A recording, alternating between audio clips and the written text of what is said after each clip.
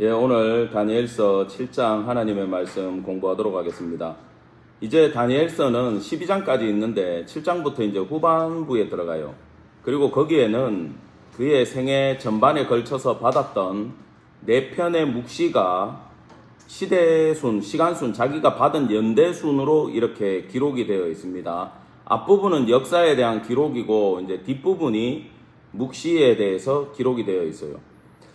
먼저 그 묵시의 내용은 7장에는 오늘 크게 보시면은 바다에서 나온 4개의 짐승에 대한 이야기입니다. 동물이 아니고 짐승이에요.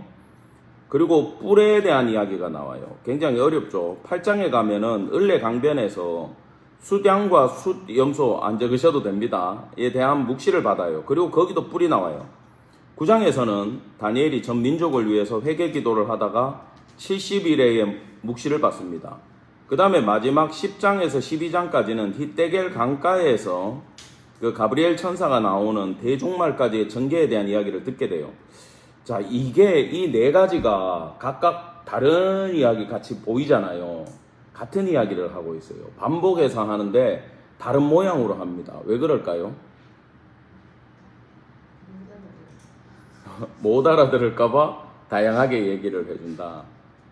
말세의 모습은 사람과 시대와 겪는 사람 모든 이걸 따라가지고 다르게 느껴질 수 있지만 결론 스토리는 하나다라는 거. 그래서 제가 이 다니엘서 7장을 공부하면서도 요한계시록과 맞아요. 내용이 겹쳐요. 그러니까 결국은 묵시는 똑같은 한 가지의 이야기를 해준다. 그게 뭔지를 깨닫는 시간 되기를 바랍니다. 자, 지난주 6장에서 사자굴 사건이 있었잖아요. 그죠? 그때는, 그러니까 우리가 5장에서 봤던 벨사살 왕의 꿈 있죠? 그 꿈보다 앞에 사건이 오늘 7장이에요. 사실은. 거기서 꿈을 꿨는데, 메네메네 데겔 우바르신이라고 글자를 쓰잖아. 벽에 손이 나타나가지고 그게 이제 벨사살 왕의 마지막 날이에요. 바벨론의 마지막 날의 사건이 5장이에요. 근데 이 7장은 그 벨사살 왕이 등극하던 해에 밤에 다니엘이 꿈을 꾸고 환상을 받은 사건이니까 훨씬 이전의 사건이죠. 그거를 참고로 아시면 됩니다. 근데 이제 오늘 시작하기 전에 이제 묵시에 대해서 먼저 이야기를 하고자 해요. 이 성경을 어떻게 해석하느냐에 대한 문제는 문자적으로도 해석을 해야 되고 역사적으로도 봐야 되고 또 여러 가지 내용을 가지고 참고적으로 조합을 해서도 공부를 하셔야 됩니다. 그런데 제일 문제가 되는 방법이 뭐냐 하면은 이런 묵시 문학에 대해서 그 다음에 성경의 주인공들이 겪은 사건에 대해서 문자적으로 받아들이는 사람들이 있어요. 여러분, 제가 어제 말씀 가운데도 잠깐 말씀을 드렸지만 예수님이 무리를 걸어오셨잖아요. 제자들에게 내가 누구냐를 보여주신 거예요. 그때 베드로가 흥분해가지고 주님한테 가겠다 그러고 물에 막 나서가지고 걸어가다가 결국 빠지지 않습니까? 너 왜 믿음이 없이 그랬냐라고 예수님한테 핀잔을 듣지만 기도하고 무리를 걸으려고 생각하시면 안 돼요. 다니엘을 사자굴에서 하나님이 살려줬다고 믿습니다 그러고 성경책 들고 사자굴에 뛰어들면 안 돼요. 나도 죽고 사자도 죽어요. 하나님이 그 일을 하실 필요가 있다 없다? 없으신 거예요. 목적이 없어요. 기적에. 여러분, 동일한 사람의 똑같은 믿음과 신앙을 가지고 있는, 예를 들어 제 예를 들어봐도 중국의 선교지에 나가 있을 때는 특이한 게 은사가 많이 일어나요. 근데 한국에 오면요 또 안 일어날 때가 있어요. 왜 그럴 것 같아요? 그게 필요가 없는 상황이라는 거예요. 그래서 여러분, 믿음도 내가 믿음을 가지고 있고 내 머리로 알 것 같지만 우리가 어떨 때 넘어지잖아요.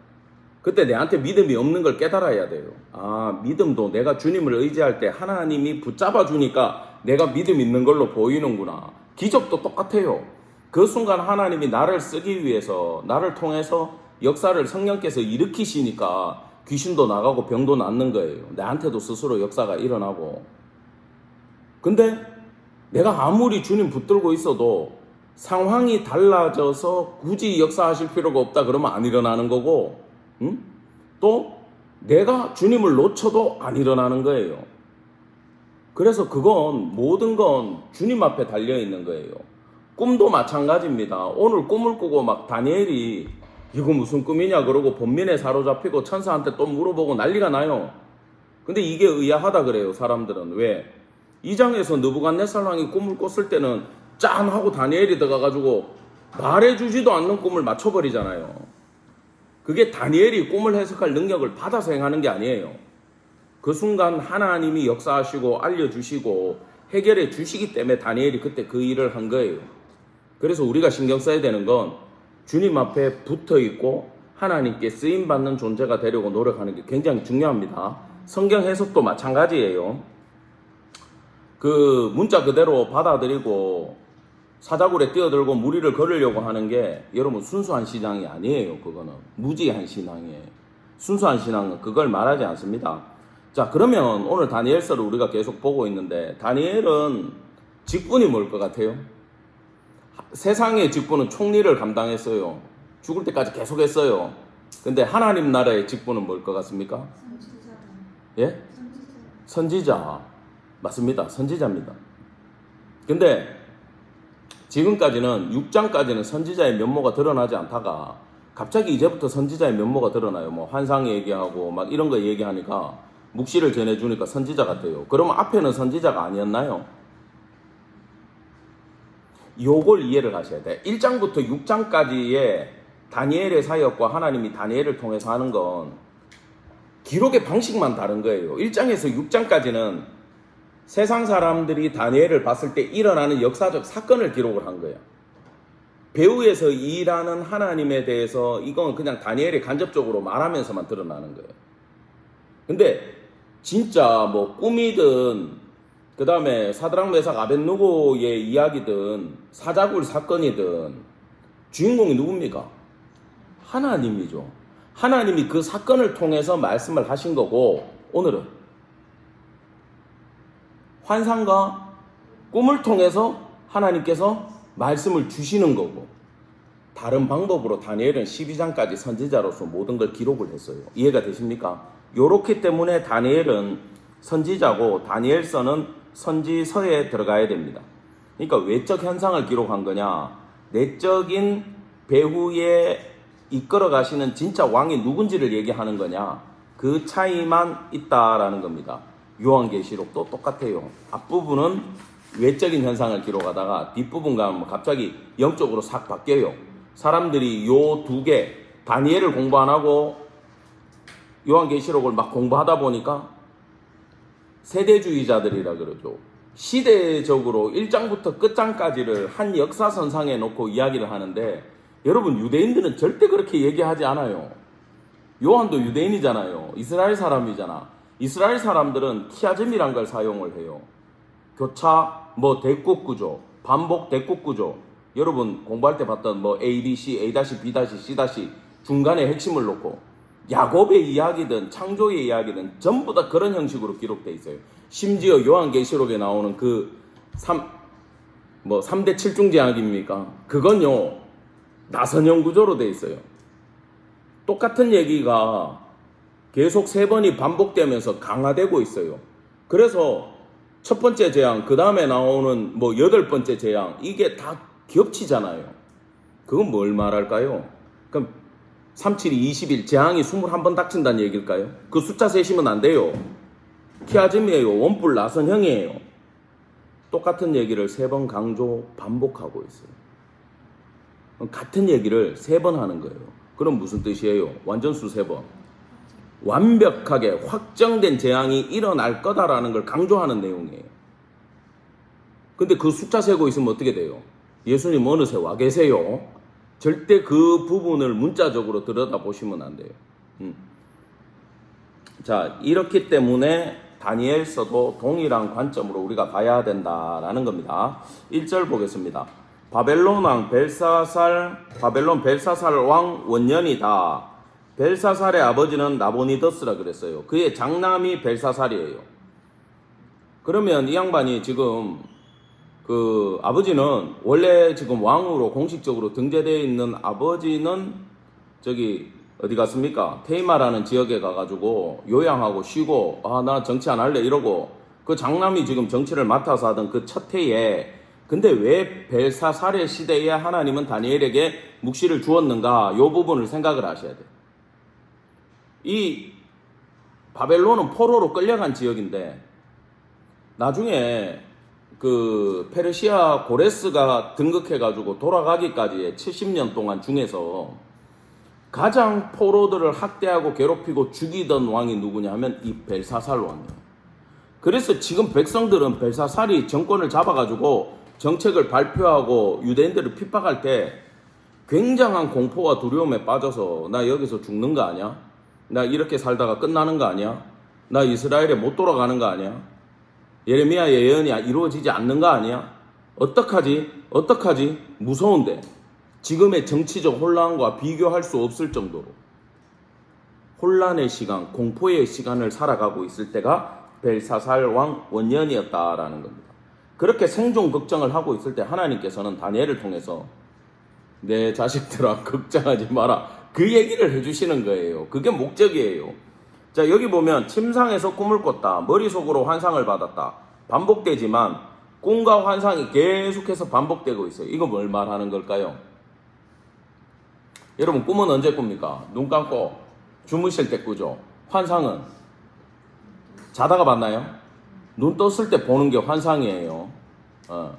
그러면 이거는 그 우리로 말하면 약간 비몽사몽간에 자다가 깼다가 하면서 계속 꿈꾸고 환상 보고 꿈꾸고 환상 보고를 반복하고 있는 거예요.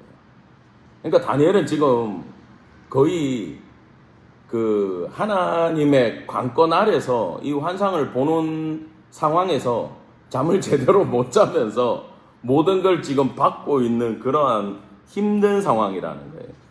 자, 환상을 받고 다음에 그 꿈을 기록하면 사이에 뭐가 있냐 하면 빼다인이란 말이 들어가요. 이건 바로 그때에 그러니까 이거 받자마자 그때 다니엘은 꿈을 기록하고 그 일의 대략을 진술했다. 이건 전부 다 적을 수는 없어. 까먹으니까. 핵심 정리를 해놨다. 그 말이에요. 핵심 정리. 이때 지금 그 사자굴 들어가기 한 10년 전으로 보니까 60대 후반, 70대 초반으로 봅니다. 다니엘의 나이를. 요때가. 지금 요 벨사살은 요때 30에서 35, 30대 초반이고 다니엘은 70대 초반이라고 봐요. 나이 차이가 꽤 있죠. 2절입니다. 다니엘이 진술하여 이르되 내가 밤에 환상 요거는 깨서 본 거예요. 보았는데 그 다음에도 우리 성경에는 생략되어 있는데 감탄사 와이루 외흰내하고 비슷한 말. 그런데 보라가 여기도 삽입이 돼 있어요. 그런데 보라 하늘에 네 바람이 큰 바다로 몰려 불더니 바람 네 개가 쫙 불어가지고 넓은 바다에 바람이 팍 하고 꽂히는 거예요.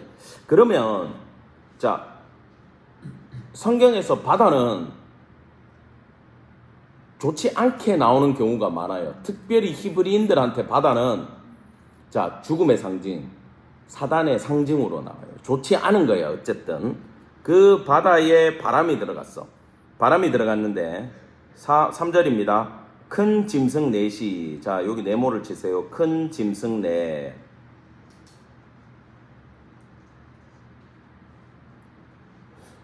그 바닷가에 사는 분들 알겠지만 태풍처럼 막 큰 바람이 파도를 치고 그러면 바닷가 근처에 있는 집의 빨랫줄에는 옛날에 오징어가 걸렸다 그러더라고. 농담이고요. 좀 반응이 없어가지고 그냥 넘어갈게요. 그 정도로 무서워요. 그 바람이.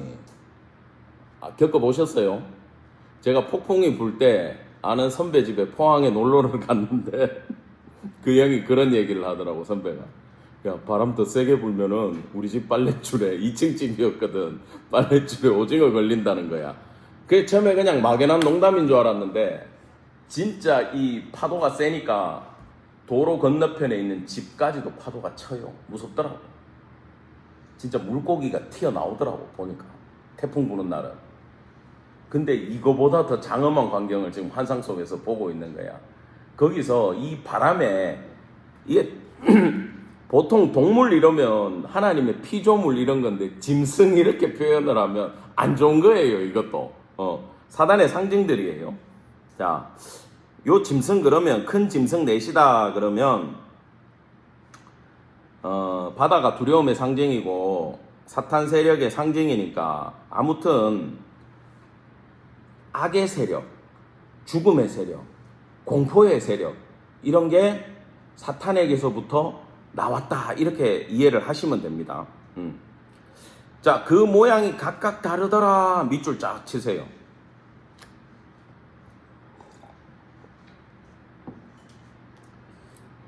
시간 관계상 결론적으로 얘기를 드릴 거고 여러 가지 해석의 방법을 한꺼번에 말씀을 드릴게요. 성경에서 보통 이 모양이 각각 환상이나 계시 가운데 모양이 다르다. 나중에 요한계시록 가서도 배우겠지만 이건 문화나 종교나 정치적 성향은 다르다라는 걸 말해요. 우리는 이게 뭔지를 결론을 알고 천사의 이야기를 이미 읽었기 때문에 그렇게 말씀을 드리는 겁니다. 그러면 모양은 각각 다르지만 바다에서 나왔고 짐승이다 그러면 배후에는 누가 있는 거예요? 사탄이 있다는 거예요. 이걸 감을 딱 잡으셔야 돼. 자, 첫째는 사자와 같은데, 자, 사자와 같은데 밑줄 쫙 치세요.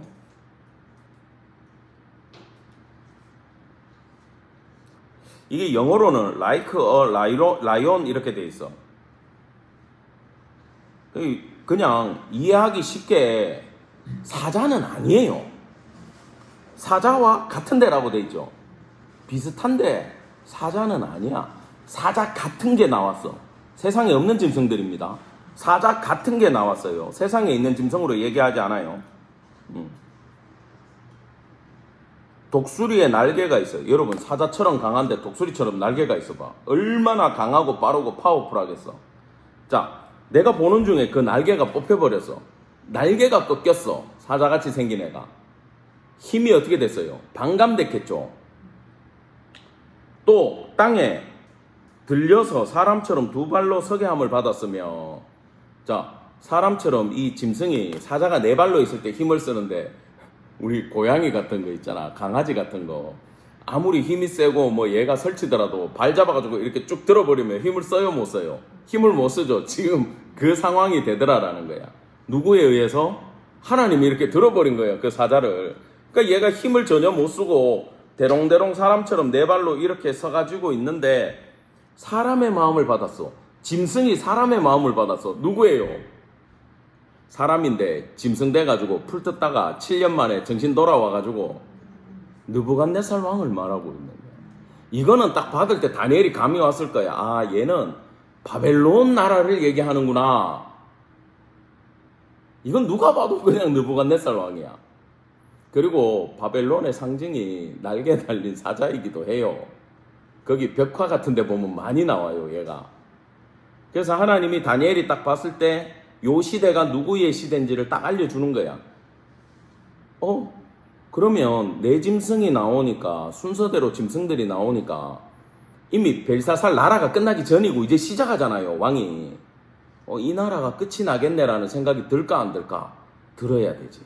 왜? 다음 짐승이 등장을 하잖아. 자, 그 다음 짐승 보겠습니다. 둘째 짐승은요, 또 곰과 같은데 이거는 곰하고 닮았다라는 뜻이지 곰은 아니야.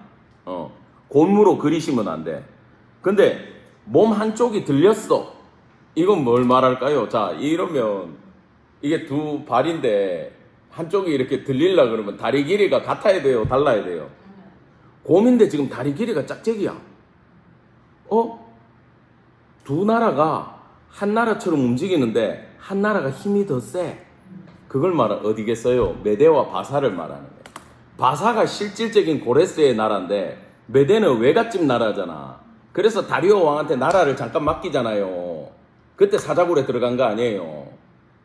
그 다니엘은 지금 메대 바사 나라가 섰을 때도 이거는 그 과거의 꿈꾸미니까 이 시대도 한계가 있겠다라는 걸 알까 모를까? 알겠죠? 이 지금 딱 보면 메대 바사를 얘기하고 있어요. 그의 입 사이에는 갈빗대 3개가 물려 있어. 고기 오늘 점심으로 갈비? 농담입니다. 갈비대 3개를 물었는데 이거는 무슨 뜻이냐면 고기 3개를 물고 있잖아. 짐승이, 곰이. 맛있겠다 이렇게 하시면 안 돼. 3나라를 먹은 거야. 자, 실제로요, 메대 바사가 어디를 먹었냐면 애굽 먹었죠. 그 다음에 여기 벨사살 왕 그날 밤에 고레스가 쳐들어와가지고 바벨론 먹었죠. 그 다음에 이미 메디아 제국이라고 외할아버지의 나라를 먹었어요, 외손자가. 근데 존중해가지고 다 살려주고 그 이름도 그대로 유죄가 한참 끌고 가지만 먹은 거야. 제국 3개를 이미 왕국 3개를 먹은 게 이 메데 바사 제국이라는 걸 지금 설명을 해주고 있습니다. 그리고 일어나서 많은 고기를 먹으라. 앞으로도 더 많은 정복 활동이 있을 거야. 그러면 어떤 신적 존재가 지금 이 짐승한테 먹으라라고 지금 얘기를 해요, 안 해요? 하죠. 그러면 제국의 제국을 조종하는 사단처럼 보이지만 실제로 그들을 역사하고 마음대로 끌고 가는 분은 누굽니까? 하나님. 사탄이 아무리 세상에 설쳐봐야 고기 하나 먹게 하고 나라 하나 먹게 하는 게 누구한테 달려있다? 예, 여호와 하나님께 달려있음을 지금 설명을 해주고 있는 거예요. 자, 6절입니다. 그 후에 내가 또 본즉 내가 응시하고 있는데 그런데 보라 또 다른 짐승이 나오는 것 아닌가 이렇게 기록되어 있어요. 그 짐승은 표범이야, 라이크야. 자, 표범은요 찾아보니까 우리 속도로 시속 100km로도 달릴 수 있대. 엄청나게 빠른 짐승이에요. 근데 등에 새의 날개까지 붙었어. 그럼 어때요? 뛰다가 날다가 뛰다가 날다가 하면 그거보다 더 빠른 짐승은 없어요. 엄청나게 빠르다는 거야. 그러면 이 나라는 스피드가 있어 없어? 있어. 어딜까요? 헬라 제국 알렉산더를 얘기하고 있어. 자, 알렉산더이다 아니다라는 얘기는 안 할게요. 이건 지금 누가 봐도 이미 요까지는 증명이 다 돼 있어요. 문제는 그 다음에 나오지. 알렉산더가 기원전 336년도에 아버지의 뒤를 이어받아 어린 나이에 마케도니아의 왕이 됐어요. 알렉산더가. 그런데 이 친구가 불과 2년 뒤에 소아시아를 다 먹었어. 터키 그 일대를 다 먹었어요. 이미. 엄청나게 정복 활동이 빨랐어요.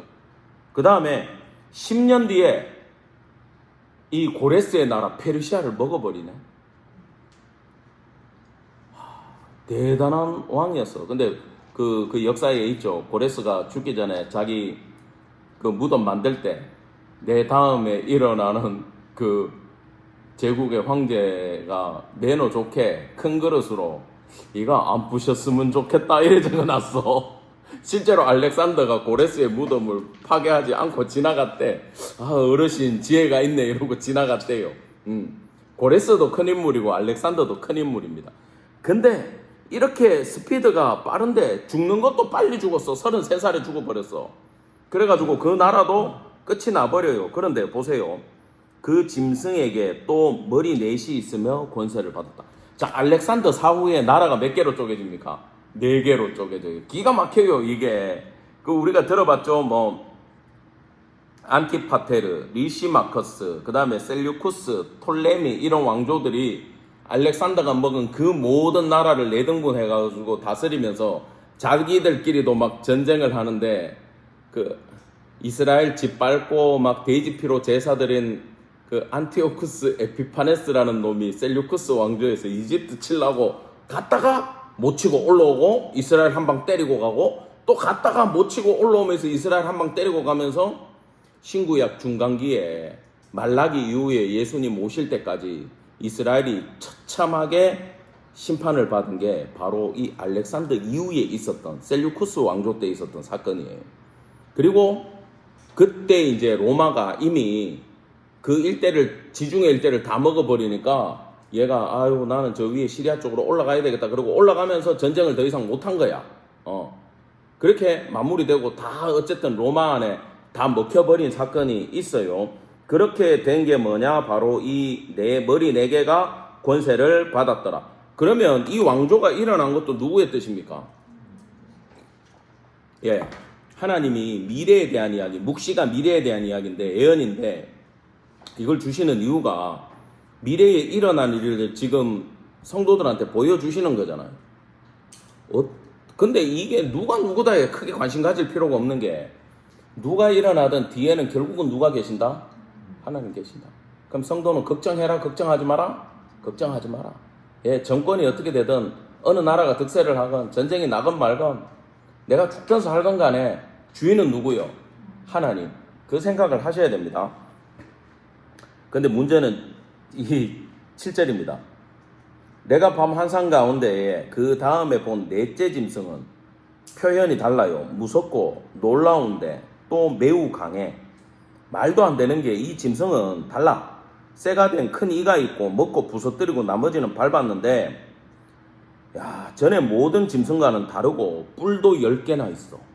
자, 이게 무슨 뜻일까요? 자, 이것 때문에 네 가지로 얘기가 달라져 버려요, 지금. 요때까지는 대부분의 학자나 어떤 역사가들은 뭐 비평주의든 칼빈이든 세대주의든 무천년주의자든 묵시를 해석하는 모든 이론을 가지고 있는 사람들의 학파가 있는데, 요 앞까지는 대부분 똑같아요. 이건 누가 봐도 느부갓네살, 바벨론, 메데바사, 헬라 제국 딱 알아요. 근데 그 다음 제국이 그냥 보면 아주 강력하고 파워풀하고 기존하고 모든 문화나 다르면서 그 일대에 로마가 희한한 게 전쟁의 방법이 다르고 무게가 다르고 지휘 체계가 다르고, 종교도 여러분 그리스 신화면 그리스 신화지, 그리스는 다른 쪽인데 그리스란 나라하고 지금 이탈리아 나라가 다르잖아요. 근데 우리는 어릴 때 책에 보면 그리스 로마 신화 이렇게 돼 있잖아. 로마 신화면 로마 신화고 그리스 신화면 그리스 신화지. 왜 같은 책에 넣어놨어? 물론 그리스에서 말하던 신의 이름이 다르고 로마에서 말하던 신의 이름이 다르지만, 어떻게 했냐면 로마는요, 이런 신화조차도 짬뽕을 시켜갖고 지걸 만들어요. 받아들이면서 탁 자기 걸로 해가지고 로마 신화다 익혀요. 알고 보면 근본은 어디야? 그리스 신화야. 그 로마는 모든 시스템이 다른 나라였어요. 그래서 이 10왕이 로마 내에서 일어난 10명의 황제로 볼 거냐, 그래 보이기도 합니다. 아니면은 또 뒤에 작은 뿔이 나와가지고 10뿔이 뽑히잖아요. 그러면 이걸 로마 이후에 나올 10나라로 봐야 되느냐, 아니면 10이라는 완전수로 예수님 오실 때까지 일어나는 나라들을 통칭하느냐, 여기에 헷갈려요, 안 헷갈려요? 헷갈리잖아요. 이걸요, 이 학자들마다 다르게 봤어요. 제일 엉뚱하게 보는 비평주의자들, 그러니까 성경을 삐딱하게 보는 애들은 이건 뭐 안티오쿠스 에피파네스 때 이미 다 끝난 얘기다, 이렇게. 그러니까 성전이 도륙당하고 성전이 회파되고 성전이 그 순수함을 순결을 잃을 그때에 이미 이 작은 뿔이 일어나가지고 다 끝냈다, 이렇게 봐버리는 사람도 있고, 칼빈 같은 경우에는 이 10뿔은 황제의 통치권이고 작은 뿔은 시절을 이어받은 뭐 네로다, 이렇게 보기도 합니다. 그 다음에 무천년주의자들은 작은 뿔은 적그리스도고 적그리스도가 일어날 때까지의 나라들을 말한다라고 보고 있고, 세대주의는 무조건 시간 순서대로만 해석하는 아이들이에요. 이 사람들은 전천년주의자들, 이런 사람들은 10개의 로마 같은 10개의 나라가 일어날 거다라고 봐요. 근데 하나님이 왜 이렇게 헷갈리게 말씀하셨을까? 그러니까 저같이 이걸 가르치려면 이건 뭐다 이렇게 얘기해주고 싶은데 그거 하지 말라고 그러는 거예요. 요한계시록도 마찬가지예요. 뭐는 뭐다, 뭐는 뭐다, 이 해석하지 마. 묵시에서는. 왜? 어떤 나라가 오든 주인은 하나님이고, 어떤 사람이 어떤 적그리스도가 와가지고 우리한테 어떤 핍박을 하든 결국 그 핍박의 시대는 한계가 있고, 예수님은 다시 오시고 예수님이 최종 승리자가 되고 성도는 무한한 영광을 누린다. 희망을 가져라라는 얘기를 하고 싶은 거지, 그 두려운 게 누구니까 걔한테 떨어라는 얘기를 하고 싶지 않아요. 그래서 애매하게 여기에도 안 맞고 이 4개의 이론 다 안 맞아요. 어디에도 적용할 수가 없어. 왜요? 그거 하지 말라고. 그래서요, 다니엘이 환상을 4번이나 봐요. 다르게. 똑같은 걸 4번 다르게 꾸는 것도 아니야. 어디에는 있고 어디에는 없이 이렇게 지그재그로 꺼버립니다. 왜요? 하나라고 생각하지 마라. 획일화 시키지 마라. 다를 수 있다. 그건 거기에 관심을 갖지 마라. 옛날에 우리나라 선거 전에 막 그러더라고. 이 좌파가 돼야 된다, 우파가 돼야 된다. 막 싸우니까 제일 연장자가 그렇게 얘기했어. 누가 돼도 살기 힘든 거 똑같다. 내 정답이라 그랬어. 누가 돼도 살기 힘든 거 똑같아. 뾰족한 날은 오지 않아. 왜? 세계 경제가 힘든데 어떤 대통령인들 방법이 있것이요? 방법이 없지. 똑같아요. 이것도 지금 똑같아요. 여러분 뭐 느부갓네살 왕 때는 안 힘들었습니까? 벨사살 왕 때는 안 힘들었어요. 바벨론 시대 때 그렇게 힘들다가 헬라 시대 때 힘들다가 마지막에 안 힘들어요? 힘들어요. 계속 전쟁이잖아. 여러분 그러면 성도는 어디를 보라는 겁니까? 하나님을 바라보라는 거예요. 하늘을 바라보라는 거예요. 지금 그 설명을 해줍니다. 자, 헷갈리지만 봅시다.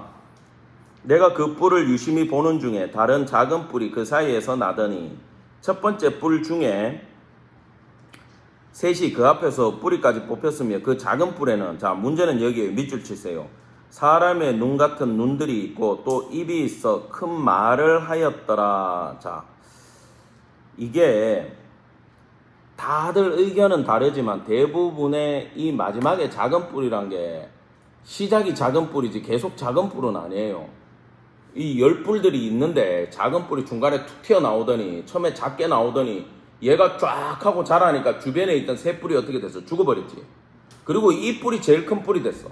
근데 이 뿔에는 뭐가 있다고? 눈들이 있고 입이 있어요. 적으세요. 아주 비상한 지적 능력이 있더라라는 거예요. 다니엘이 보니까 똑똑하더라 이 말이야.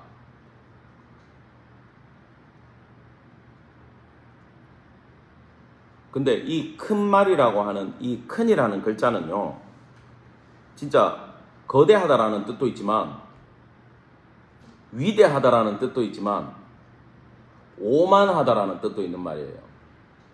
그러면 이 뿔이 나와가지고 하나님 앞에 오만방자하게 큰 소리를 치더라라는 얘기거든. 이 뿔이 오만방자하게 큰 소리를 친 뿔이야. 그러면 이 뿔은 아주 지혜가 비상하고 나라들을 굴복시키면서 일어나가지고 거기에 대장 노릇하는 뿔이잖아. 누구겠어요? 그 모든 학자들이 얘는 적그리스도를 상징한대요. 그거는 동의를 합니다. 자, 그러면 적그리스도 이 작은 뿔은 어떤 역할을 하느냐 적으세요. 영적으로는 사탄을 의미해요. 작은 뿔은 적그리스도 즉 사탄을 의미하는데 어떤 모양이 됐건 이 뿔은 좀 기괴하잖아. 짐승도 아니고. 개인일까 나라일까 관계없어요. 핵심은 뭐냐? 성도를 핍박하고 학대하고 핍박, 학대, 적대하는 자예요. 한마디로 성도의 원수가 되는 존재가 나와요. 근데 모양이 뿔이죠. 그럼 그전에도 그런 존재는 있었어 없었어? 계속 10개나 완전수로 있었어요. 근데 나중에 그것을 굴복시키는 적그리스도가 나올 때는 사태가 어떻게 된다? 심각해진다라는 걸 알라는 거야 지금. 딱 그렇게 보입니다. 자, 두 번째 단락입니다. 자, 짜잔. 짐승들이 온 세상을 점령하고 통치하는 것 같은데 뿔이 난리를 치고 있는데 갑자기 하늘 보좌가 보이기 시작하는 거야. 참 멋집니다. 지금 하나님의 심판이 일어나는 거예요. 내가 보니 왕자가 갑자기 놓여.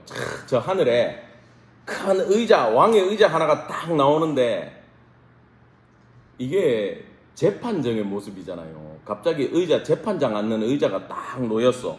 그러면 이렇게 보면 돼. 보좌에 앉으신 하나님이 재판관으로 임하시는구나. 이렇게 보면 돼요.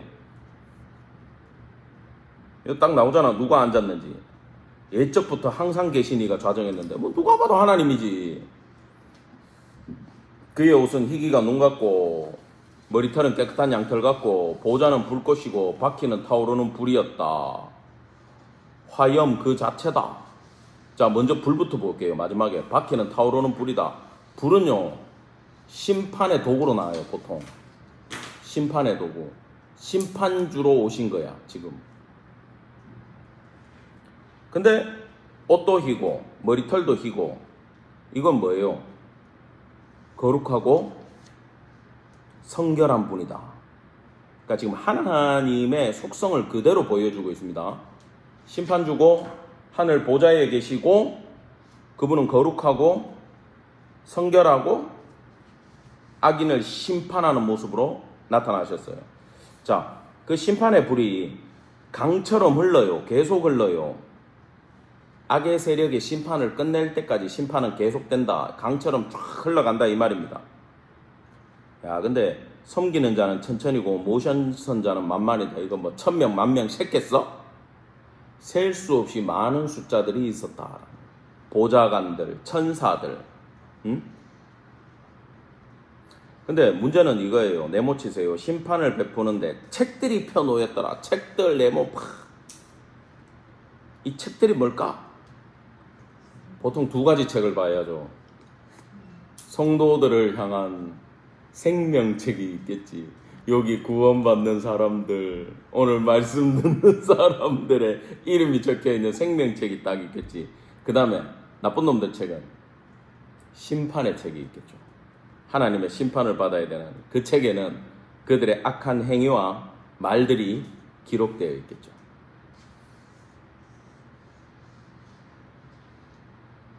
뭐 요한계시록에 또 두루마리 나오고 다 나옵니다. 11절입니다. 자, 이 문장은 이렇게 되어 있어요. 그때에 내가, 그 다음에 중간에 있는 주목하여 보는 사이에, 자, 그걸 하나님의 심판을 쫙 보고 있는데, 작은 뿔이 말입니다. 말하는 큰 목소리, 신성 모독하는 말로 말미암아 짐승이 죽임을 당하고 시체가 상한 바 돼 가지고 타오르는 불에 던져졌어요.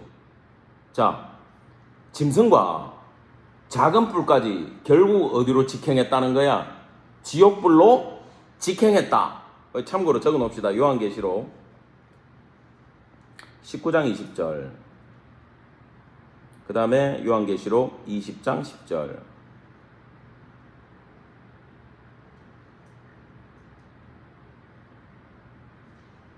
결론은 이제 지옥불인데, 그 짐승하고 그 작은 뿔나 있던 그 짐승이 이제 그렇게 됐는데, 애매하게 적혀 있어요. 그 남은 짐승들은 그 권세는 빼앗겼으나 생명은 보존되어 정한 시기가 이르기까지 기다리게 되었더라. 자, 이게 무슨 말일 것 같아요? 이 진짜 중요해요. 여기 11, 12, 13절을 잘 이해하셔야 돼.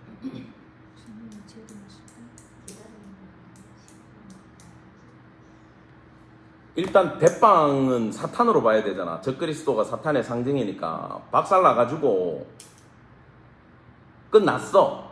지옥불에 갔어. 근데 짐승들이 생명은 유지를 하고 있어. 이 땅에 마귀들은 아직 설쳐. 기한은 있어. 근데 결론은 뭐예요? 결론은 다 지옥불이긴 한데, 설치는 시간을 지금 준다 안 준다? 아직 생명이 부지돼 가지고 해객거리지만 정한 시기까지 생명은 살아 있어요. 근데 13절에 인자 같은 이가 구름 타고 오시면 누구야? 예수님이지. 예수님 오시면서 완전히 끝나더라 이렇게 되는 얘기예요. 이게 흐름이. 일단 흐름을 이해하셔야 돼요. 그러면 이걸로 우리가 대충 추론해 보건데 종말의 상황을 이래 보셔야 됩니다. 예수님이 이미 사탄의 권세를 파시고 십자가에서 죽으시고 부활하셔서 승천해서 갔어요. 그러면 사탄의 권세는 끝난 거예요. 이거 왜 끝났다 하면은 이게 이제 이미 시작되었으나 그러나 아직 끝나지 않은 진행형 안에 있어. 결론은 지옥행이 뻔한데, 그러니까 사탄은 영원히 예수님을 이길 수 있다 없다? 없다. 그러면 예수님 믿는 자도 이길 수 있다, 없다? 없다. 근데 한시적으로 생명은 부재해가지고 설치긴 설치고 괴롭고 힘들게 만든다. 쭉정이와 알곡이 같이 있다. 하나님은 다 뽑아주지 않는다. 왜? 상하니까.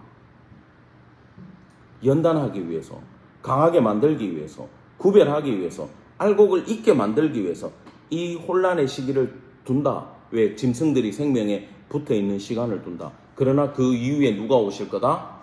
예수님이 구름 타고 오실 거다. 어느 시대예요? 우리 시대예요. 나는 그렇게 봐요. 저는 개인적으로 그렇게 봐요. 뭐다라고 얘기를 하면 안 돼, 묵시는. 예수님 오셔야 알지만 저는 그래 봅니다. 지금은 어느 시대냐면 우리는 12절을 살고 있는 시대예요. 이미 예수님이 사단의 권세는 십자가에서 때려 부셨지만 우리는 이 땅을 예수님 붙들고 살아가야 되잖아. 그죠? 아직 사탄은 우리를 괴롭히고는 있잖아요. 그러나 우리를 지옥에는 끌고 갑니까? 못 끌고 갑니까? 못 끌고 가는. 왜? 이미 권세는 깨졌기 때문에. 결국 그래서 사탄은 속이는 자고 미혹밖에는 못해요. 안 속으면 돼요. 자, 이해가 되시죠? 그렇게 이해를 하고 가겠습니다. 자, 여기 12절에 보면 정한 시기 요래돼 있죠. 적으세요. 기간은 정해져 있다라는 거예요. 그럼 우리가 살아가는 이 시대의 끝은 온다 안 온다? 온다. 누가 정했다? 하나님이 정했다. 예수님도 모른다. 그 시기는 있다. 그러니까 천년왕국에 대해서도 저는 조금 회의적인데 이걸 이렇게 유튜브에 얘기해도 되나 모르겠습니다만은 세대주의자들은 보통 어떻게 얘기하냐면 이 땅에 천년왕국이 요한계시록에 나오니까 1000년 동안 왕노릇하는 시간을 이 땅에서 보낸다라고 봐요. 근데 저는 공부를 해보니까 그렇게 좀 보이지 않더라고요. 아니 예수님이 이대로 그냥 오시면 되지 굳이 이 땅에서 천년왕국을 또 하고 우리가 천국을 가야 돼요? 천년 왕노릇 하면 뭐하게 이 땅에서 다 왕인데 다 왕하면 뭐 할래요? 신하는 누가 할 거야? 왕들끼리 가위바위보 할 거야? 제 군생활 할 때 말년이 그랬다고. 한 부대의 절반이 병장이야. 병장인데 청소했어. 왜? 다 병장이니까. 그 왕노릇 재미없어요 여러분. 이 땅에서 자꾸 왕노릇 할 생각하면 안 돼. 베드로 사도가 뭐라 그랬습니까?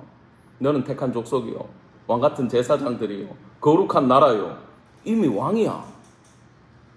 그러면 예수님 모시고 이미 이 땅을 살아가고 있는 이 시기가 천년이라는 시기가 한정돼 있잖아요.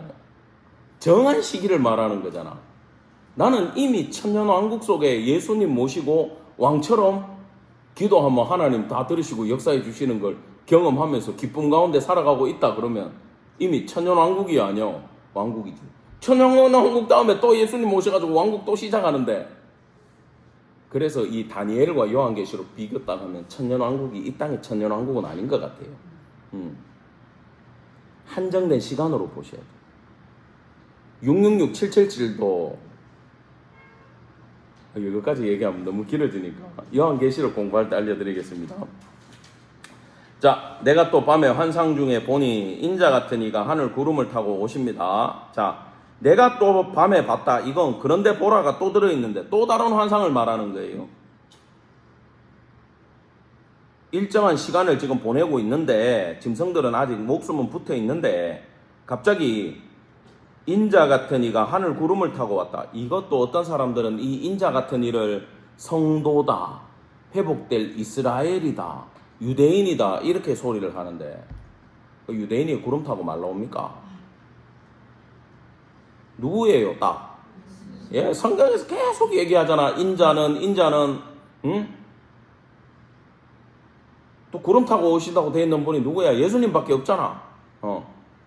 옛적부터 항상 계신 이에게 나아가 그 앞으로 인도돼. 예수님이 지금 구름 타고 누구한테 가요? 하나님 앞에 가잖아. 이건요, 신적 존재 예수 그리스도가 천사들에 의해 가지고 하나님 앞으로 올라가는 걸 얘기하는 거예요. 이게 예수님이 죽어가지고 부활해가지고 승천해가지고 올라가는 장면인지 이 땅에 구름 타고 와가지고 위임식을 거행해가지고 이 땅의 통치권을 받아가지고 심판하는 그림인지는 우리는 알 수는 없어요. 근데 결론은 지금 누구로 끝나요? 예수 그리스도로 끝나는 거야. 예수님이 최종 승리자가 돼가지고 14절에 권세와 영광과 나라를 하나님으로부터 받고 모든 언어를 말하는, 이건 예외 없는 모든 자들이 예수를 섬기게 되고 예수님의 권세는 소멸되지 않는다. 영원하다. 그의 나라는 멸망하지 아니한다. 하나님 나라 천국을 말하는 거잖아. 이 땅의 나라는 다 멸망하더라는 거야. 어떤 제국도 망하다라는 거야. 근데 하나님의 나라는 망하지 않는다는 거야. 지금 예수로 인해서 출발하는 하나님 나라, 영원한 나라를 쫙 설명하면서 마치는 이야기예요. 여기에 시간 순서를 적용시키면 안 돼요. 그거는 성경책 들고 사자굴 안에 들어가는 거하고 똑같은 얘기예요. 자, 15절입니다. 다니엘이 중심에 근심하여 머릿속에 환상이 나를 번민하게 한다. 자, 이 번민하게 한다라는 건 내용도 잘 모르겠어가지고 지금 내 영혼이 너무 슬프다 이런 뜻이야. 뭐지? 근데 미완료야. 한동안 동안 계속 지금 머리가 아팠어. 막 심적인 고통이 오는 거예요 지금. 하나님, 이 두려운 이야기가 뭡니까? 우리는 아까 공부하면서 있잖아요. 이거는 뭐고 이건 뭐고 다 끝내버렸잖아. 우리는 개운해요 지금. 근데 다니엘은 그 시대를 살고 있고 느부갓네살이 일가까지만 알지 이유는 몰라. 하나도 몰라. 왜? 메데바사를 아직 안 겪었잖아.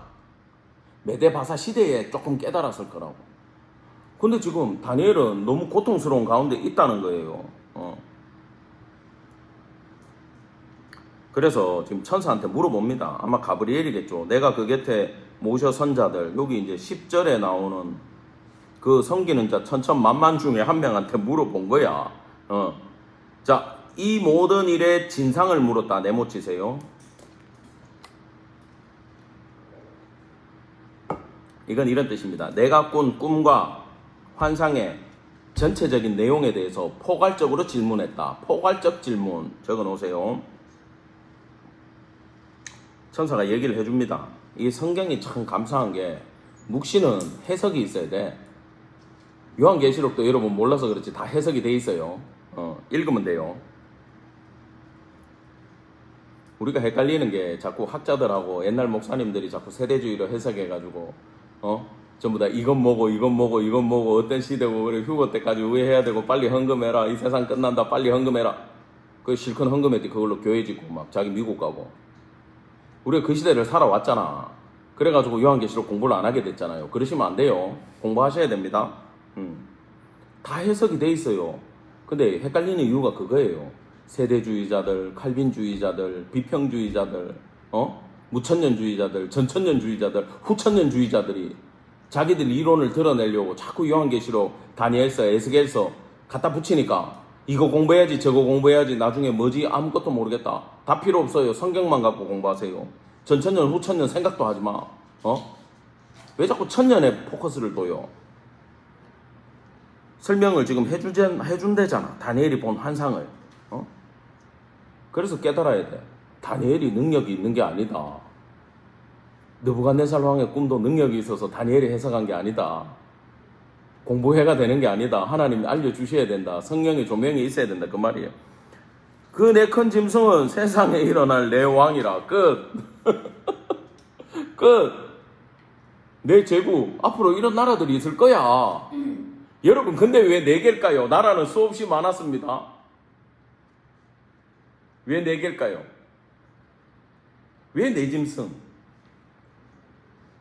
사복음서는 왜 4권? 왜 동서남북에서 바람이 불어오고 막 요한계시록에도 동서남북 나오잖아. 사방에서. 전부를 말하는 거잖아요. 우리 방위각이 몇 개밖에 없어요. 4개밖에 없잖아. 동서남북이면 다잖아. 전부 이 말이요. 4짐승 다음에 일어날 나라들 전부. 근데 뭔지 구체적으로 설명 안 해줘. 왜요? 어떤 나라가 일어나든 믿는 자들은 두려워해라 두려워하지 마라 두려워하지 마라. 어떤 모양의 나라가 나오든 대빵은 누구다? 우리 하나님이 대빵이요. 못 이겨. 그걸 얘기해 주시는 거야. 자, 지극히 높으신 이의 성도들이 나라를 얻으리니 그 누림이 영원하고 영원하고 영원하리라. 자, 18절 앞에 별표 3개. 다니엘서의 핵심은 사실은 이 구절입니다. 사자굴에서 살았다 이거 아니고 풀무불에서 나왔다 이거 아니고요. 지극히 높으시니 장엄복수예요. 장엄복수. 하나님은 표현할 길이 없어서 이 복수 중에 복수로 표현해요. 그분의 가장 높은 분의 성도들이 나라를 얻는데 그 나라가 다른 게 아니라 영원하고 영원하고 영원할 거다. 삼중 반복 최상급 적으세요. 삼중 반복 최상급 표현. 그러면 이 영원하고 영원한 나라가 지금 저기 팔레스타인에 만든 이스라엘일까요? 한계가 있죠. 세상 나라는 하나님 나라에 이루어질 천국을 말하고 있는 겁니다. 그게 완성형이에요. 그럼 성도는 어디를 봐야 돼요? 성도는 주님이 오셔가지고 샥 하고 올라가든 최후 심판 이후에 휙 하고 천국 가든 재앙이 들이닥쳐가지고 지진에 땅에 푹 들어가갖고 죽어가지고 휙 올라가든 이미 죽었다가 무덤 속에서 부활해가지고 휙 올라가든 이미 죽어서 천국에 있다가 만나든 갈 때는 어디라는 거예요? 하나님 나라.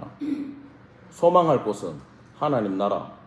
그렇다고 빨리 죽겠다 이렇게 하지 말고 이 땅에 살게 해줬으면 오늘 하루 살게 해줬으면 살게 해준 목적이 있는 줄 알고 충성하고 하나님 앞에 좋은 열매 하나 맺고 주님 부르면 가겠습니다. 자꾸 이 설교를 하고 여기에 빠지면요 좀 삶의 회의적으로 될 수도 있는데 그러실 필요는 없어요. 열심히 사세요. 근데 내가 갈 곳은 하나님 나라다. 내 목적은 거기 있다. 그곳이 영원하다. 이 땅은 한계가 있다. 동서남북에서 아주 강력한 나라들은 계속 일어날 거다. 열불처럼 일어날 거다. 적그리스도도 나올 거다. 그러나 하나님의 나라는 영원하다. 얘기 다 했어요. 지금 모든 묵시가 끝나버렸어요. 이걸로. 근데 19절 앞에 적으세요. 추가 질문. 다니엘은 우리를 위해서 계속 질문을 해주고 계십니다. 보통 이 정도 얘기하면 질문 안 해야 돼. 근데 지금 추가 질문이 들어갔어. 이에 내가 넷째 짐승에 대해서 너무 궁금해. 얘는 달랐어. 무섭던데요. 얘는 뭡니까? 그걸 또 물어보는 거예요, 지금. 20절입니다. 지금 표현을 하고 있어요. 10뿔 나 있고 다른 뿔 나오는데 새 뿔 빠지고요. 어쩌고 저쩌고 이거 뭐예요? 근데 천사가 또 보여주는 거예요. 이 뿔이 성도들과 더불어 싸워서 이기더라. 자, 지금 추가적인 내용이 나왔어. 그 뿔이 적그리스도가 성도를 이기는 시간이 있다 없다? 있더라. 야, 고생은 해야 돼 안 해야 돼? 그 나라 가기 전에 고생은 해야 돼 안 해야 돼? 해야 돼. 야, 근데 이 뿔이 나와갖고 설치는데 이거는 적으세요. 상대적으로 더 강하고 더 위압적인 존재. 여기 나오는 성도도 유대인이나 선민들이 아니죠. 신구약 시대에 모든 이방인과 유대인을 의미해요. 이 성도는 하나님 제대로 믿는 자들 말하는 겁니다. 하나님이 택한 백성들. 이게 적그리스도가 사단의 대표가 성도들을 이기는 때가 있어요. 22절로 갑시다. 옛적부터 항상 계시니 하나님이죠. 와서 지극히 높으신 이의 성도들을 위해서. 야, 사탄이 이기고 있는데 누가 오셔? 하나님이 오셔가지고 성도들의 원한을 풀어줘. 이거는 재판해주고 변호해준다는 뜻이거든요. 결국 나라를 또 누가 얻어요? 성도들이 얻어요. 이거 세대주의로 보면요, 계속 천국 갔다가 또 지옥 갔다가 천국 갔다가 지옥 갔다가 또 천국 가야 돼. 이거는 뭡니까? 보완 설명해주고 있는 거예요. 지금 깊이 있는 보완 설명해주는 거예요. 결국 또 누가 나라를 얻어? 야, 성도들이 나라를 결국 얻더라. 자, 모신자가 이처럼 이르되 넷째 짐승은 곧 땅의 넷째 나라인데 설명해 줍니다. 천사가 다른 나라들과 다르다. 특별한 나라다. 온 천하를 삼키고 밟아 부서뜨리며, 이건 이런 뜻이죠. 수많은 나라를 흡수 통일하더라. 이 나라는 특별한 나라가 나와서 수많은 나라를 흡수 통일하더라. 아까 얘기했죠. 종교, 문화, 사회적으로 로마는 다 흡수 통합해버렸잖아. 대부분의 이 나라는 로마로 보기는 합니다. 아닐 수도 있어요. 근데 특징이 있어요. 이 나라는 매우 오래 존속되고 실제로 구속사를 완성할 예수님이 오셨을 때 이 로마 시대에 오셨고, 이 나라는 특별한 이 나라, 막 이빨이 강한 이 나라는 교회와 성도들을 그렇게 핍박했어요. 황제들이. 그리고 유일하게 북유럽까지 유일하게 정복한 나라가 로마예요. 거기 우리 글래디에이터 보면은 막 북방 민족한테 가가 막 그 주인공이 전쟁하고 이기고 황제한테 나라를 바치고 이러잖아, 장군이. 그리고 이스라엘이 이 로마에 패망을 해가지고 AD 70년에 예루살렘 완전 박살나가지고, 그때 장군의 이름이 뭐였지? 갑자기 생각이 안 나네. 티투스.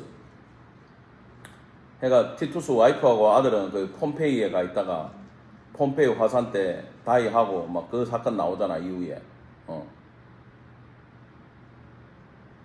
그래 티투스에 해가지고 이스라엘이 완전 박살나가지고 전 세계에 다 흩어져가지고 2000년 동안 나라를 못 만드는 근본적인 원인을 제공했던 것도 로마입니다. 결국은 예수님을 죽인 놈들도 로마의 병사들이었고 빌라도였고.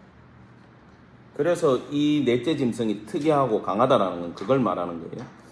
자, 열불은 그 나라에서 일어날 열왕이요. 딱 보니까 뭐예요? 로마 황제를 얘기하죠. 그 후에 또 하나가 일어나리니 적그리스도를 암시하는데, 근데 요 사이에 시기가 어떻게 될지 몰라요. 뭐 네로가 적그리스도 됐다가 히틀러가 적그리스도 됐다가 우리나라에서는 뭐 저 일본 천황이 적그리스도 됐다가 신사참배 시켰으니까. 그럼 이거는 적그리스도는 각 시대별로 적용이 됩니까 안 됩니까? 많이 되죠. 근데 최종 적그리스도가 오겠지, 마지막 날에 예수님 오기 전에. 그래 그냥 편하게 이해를 하시면 돼요. 누가 누구다 이것만 안 하시면 돼. 자, 세 왕을 복종시키는데, 세 왕, 세 개면은 아까 또 완전수라 그랬죠. 자, 세상의 여러 왕들을 복종시키는 왕이 올 거다 그 말이에요. 그래 보면 꼭 그 로마 황제 중에 하나는 아닌 것 같아, 그죠? 그리고 로마에서 일어날 열왕이라고도 못 봐요. 그러한 나라들에게 계속되는 왕들인데 굳이 10개야. 그러면 10도 완전수잖아. 그러니까 앞으로 올 계속된 나라들을 설명하는 것도 될 수 있어. 이게 가능성을 열어두는 거예요, 계속. 왜 그럴까요? 이거 중요해요. 하나님이 세상을 언제 끝낼지 하나님이 결정하셔야 되잖아. 안 정해져 있기 때문에 그 사이에 몇 명 올지 몰라. 진행형이야. 왜? 성도의 숫자가 찰 때까지 하나님은 계속 끌고 가실 거라니까. 그 요한계시록이 나옵니다. 순교당한 성도들이 올라가가지고 하나님한테 왜 빨리 끝내고 빨리 복수해 주세요 하니까 아직 덜 찼다 그러잖아. 그래가 우리가 아직 살고 있는 거예요, 여러분. 25절. 그가 장차 지극히 높으신 이를 말로 대적하며, 적그리스도지, 또 지극히 높으신 이의 성도를 괴롭게 할 것이며, 그가 또, 자, 밑줄 치세요. 때와 법을 고치고자 할 것이다. 때는 복수고 법은 단수요. 그러면 대체로 이건 뭐로 봐야 되냐 하면은, 아마도 그냥 학자들은 이래 봅니다. 때, 절기, 성일, 크리스마스, 성탄절, 아마 마지막 때에 부활절, 추수감사절, 뭐 나중에 주일까지, 그 다음에 법, 성경까지. 근데 지금 우리는 뭐 모든 주일을 부활절처럼 기쁘게 생각하라고 얘기를 하지만, 진짜 잊어버리는 건 날짜가 없어지는 게 아니고 의미를 잊어버리는 거예요. 조심하셔야 돼요. 의미를 잃어버리는 거예요. 성경책, 저도 지금 며칠 전에 성경책 새 걸로 하나 구입을 했습니다. 큰 돈을 투자해가지고 끔찍한 성경책을 하나를 구입해가지고 새로운 마음으로 다시 보려고. 거기에 제가 돈을 안 쓰는데 과감하게 지금 성경책에는 투자를 막 하고 있어요. 자, 이 성경의 의미가 중요하기 때문에 그래요. 온라인으로 다 봐도 돼요. 다 있어요. 잘 돼 있어요. 근데 내 손때가 묻은 내 성경책이 있으면 좋아요. 달라요, 느낌이. 근데 마지막 때는 아마 성경을 뭐 온라인에 집어넣어가지고 못 보게 하는 차원이 아니라 지금 영국만 해도 전도하고 복음 전하고 모여서 집회하면 불법이잖아요. 이미 모슬렘의 나라가 됐어요. 모슬렘들 모여서 뭘 해도 뭐라 안 그러는데 기독교인들 모이면 잡아가요. 우리나라에 복음을 전해준 나라들인데 토마스 선교사님의 나라인가 그렇잖아. 근데 지금 선교사님들이 오히려 그 교회로 가고 있어요. 한국 선교사님들이 영국으로. 예수 믿는 게 불법이에요, 완전. 나라가 점점 그렇게 흘러가요, 세상. 저는 이 날이 온다고 봅니다. 여러분, 성경 공부 열심히 해놓으세요. 유튜브에 이제 성경 공부 이렇게 못 가르칠 날이 온다고. 지금 성경 교회에서 하다가 코로나 터져가지고 온라인 들어갔다가 다음 시대는 온라인도 못하게 하는 시대가 오고 우리 못 만나게 하면 어떡할 거예요? 그때 성경 어떻게 읽고 어떻게 이해할 거야? 여러분 자식들한테 말씀 가르쳐야 될 거 아니에요. 엄마는 모르겠다. 지금은 돼. 유튜브 찾아봐라. 돼. 주석 찾아봐라. 돼. 나중에 자식한테 예수 믿어라, 성경 읽어라 말 못하는 시대가 오면 어떡할 거예요? 적어도 여러분은 알고 있어야 될 거 아니에요. 여러분 다른 역사서는 공부하면 쉬워요. 묵시가 어려워. 에스겔, 다니엘, 요한계시록 어려워요. 근데 다니엘하고 요한계시록은 쭉 이어서 설명해 준다 그랬잖아요. 반드시 끝까지 공부하시기 바랍니다. 배워놔야 돼요. 자, 그러나 심판이 시작되면 적으세요. 그리스도 재림 때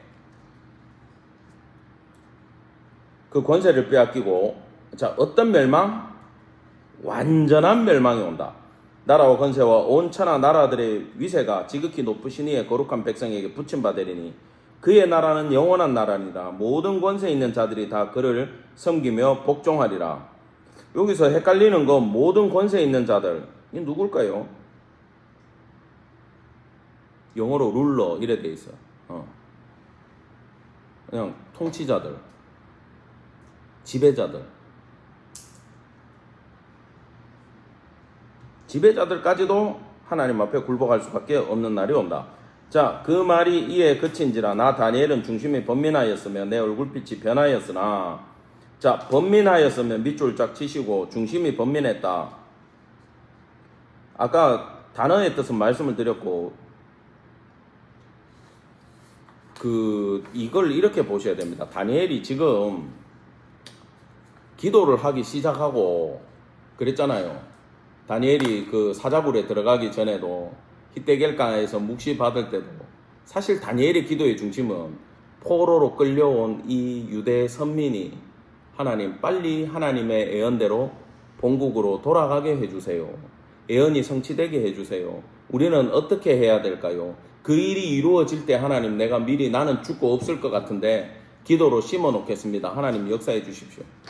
그래 에스라, 느헤미야 뭐 이런 사건들이 뒤에 쭉 있지 않습니까? 남아있는 사람들한테는 에스더 사건이 있었고. 자, 이런 이야기들이 쭉 연결되는데 사실은 다니엘은 이걸 고민하고 있었어요. 포로 시대의 끝을. 근데 그 정도만 생각하고 있던 다니엘, 모든 게 포로기의 끝, 이스라엘의 회복만 생각하고 있는데 하나님은 그런 다니엘에게 지금 세상의 끝까지를 다 보여줘 버린 거야. 하나님 사랑이지. 난 이 사랑한다 하면서 어마어마한 걸 들이부었어. 이게 감당이 안 되는 거야. 너무 큰 걸 받아가지고. 이 범위는 범위가 넓어서 감당이 안 되는 거야. 기말고사 쳐야 되는데 담임 선생님이 갑자기 범위가 책 한 권이다 이렇게 보면 꾸준히 공부하던 애들은 그냥 되는데 다니엘은 이제 1장 갖고만 공부하고 있는데 갑자기 12장 끝까지를 한꺼번에 교수님이 설명을 해줘서 1장을 어떻게 마무리해야 될지를 공부하는 학생한테 12장의 끝을 얘기해 준 거예요. 번민 안 하겠습니까? 누구라도 번민을 하겠죠. 자, 근데 이제 마지막으로 요것만 설명하고 마치겠습니다. 시간 관계 때문에 안 할래다가. 아까 때가 있다 그랬잖아요. 때가. 7장 25절에 보면은 한 때와 두 때와 반 때를 지난다 그랬잖아. 그 이 때는 뭘까요? 한 때, 두 때, 반 때. 7때. 그 느부갓네살 왕한테 너 동물 돼가지고 짐승처럼 돼가지고 7대를 지난다 그랬잖아. 그게 대략 몇 년이었어요? 7년이었잖아. 그럼 한 때는 1년이라고 봐야죠. 그러면 이 한때, 두때, 반때는 뭐를 말하는 걸까? 이게 12장 7절에도 또 나오거든요. 근데 그러니까 여러분들은 참고로만 들으세요. 12장 11절에 보면, 다니엘 12장 11절에 보면 이 한때, 두때, 반때를 며칠로 보냐면 1290일로 봐요. 중요하지 않아. 안 적어도 돼. 하나도 안 중요해. 한때, 두때, 반때는 1290일인데 9장 27절에는 한 일해라고 얘기하면 이거는 절반이니까 1년에 7년에 반이니까 3년 6개월이 되는 거거든. 그죠? 그러면 계시록 11장 2절에는 거룩한 성이 42개월 동안 42달 동안 밟힌다 그랬어. 같은 얘기를 그렇게 해요. 42달이면 3년 6개월이 딱. 근데 계시록 12장 6절에는 또 1260일이라 그러네. 그럼 어디는 1290일이고 성경에 어디는 1260일이야. 왜 7년에 차이가 30일이나 날까? 이런 거 고민 안 해봤죠? 하나는 양력이고 하나는 음력입니다. 음력으로는 딱 계산해보면 42개월이 1260일이야. 누구는 지금 1260일 음력으로 얘기하고, 근데 이게 음력인지 양력인지 중요하지 않아. 중요하지 않게 한때, 두때, 반때라 그래버리는 거야. 그러면 온전한 7대의 절반을 얘기하는 거죠. 이해가 됩니까? 그러니까 성도들이 핍박을 받는 시기를 7년 대환란 익하잖아요. 근데 이 7이라는 숫자도 의미가 있는 숫자지. 딱 7년 동안 받겠어? 다르지. 7년일지 몇 년일지 모르지만 하나님의 숫자로 하나님이 정한 오히려 6년이 아니라 7년이야. 완전한 기간. 우리가요 고난을 받아도 완전하게 주신다라는. 이해가 돼요? 근데 그 완전한 고난의 절반은 어떤 고난이고 나머지 절반은 어떤 고난일까? 그냥 이 정도만 추론하면 돼요. 전반부는 우리같이 고난은 있으나 그래도 교회에 나올 수 있고 예수 믿을 수 있고 복음 전할 수 있는 때가 절반이고, 나머지 예수님 오실 때까지 한때, 두때, 반때, 3년 6개월 정해진 기간의 절반 시기는 아주 혹독한 핍박의 시기도 올 거다. 그 핍박의 시기가 다른 모양으로 오는데 기간은 얼마다? 하나님이 온전히 정해놓은 시간으로 올 거다라는 뜻이에요. 그러면 좋게 생각하면 핍박은 끝이 있다 없다? 있다, 이런 생각하시면 돼요. 내가 웃으면서 설명하니까 뭐 나는 안 겪을 것 같지만 아닙니다. 다 겪어야 됩니다. 한마디로 고난은 일시적이다. 그래서 이 다니엘서 7장에서 하고 싶은 얘기는 앞에서 우리가 봤던 18절임을 기억하시고, 어떤 고난의 세월이 오든 예수 그리스도 하나님의 나라는 영원하다. 우리는 거기에 백성이 된다. 이렇게 이해를 하시면 됩니다. 예, 기도하고 마치겠습니다. 하나님 은혜를 감사드립니다. 성도의 삶 가운데 어려움이 오고 환난이 오고 핍박이 온다 할지라도 다니엘서 묵시를 통하여 그 기간은 정해져 있으며 우리가 갈 곳은 영원한 하나님 나라임을 기억하며 이 땅에서 소망을 가지고 마지막 날까지 주님 나라 충성하며 하나님의 뜻 온전히 따르고 순종하고 하나님 말씀 듣고 따르는 청종하는 백성들 될 수 있도록 복의 복을 다하여 주시옵소서. 오늘도 이 말씀 가운데 수고하며 하나님 나라 위에 힘쓰며 말씀에 집중한 성도들의 삶 가운데 복의 복을 다하여 주시고 그들 마음속에 원하고 바라는 모든 기도와 간구의 제목들 가운데 하나님의 개입으로 큰 열매 맺으며 기쁨과 감사로 나아갈 수 있도록 복의 복을 다하여 주시옵소서. 감사드리며 우리 구주 예수 그리스도 이름 받들어 간절히 기도드렸습니다. 아멘.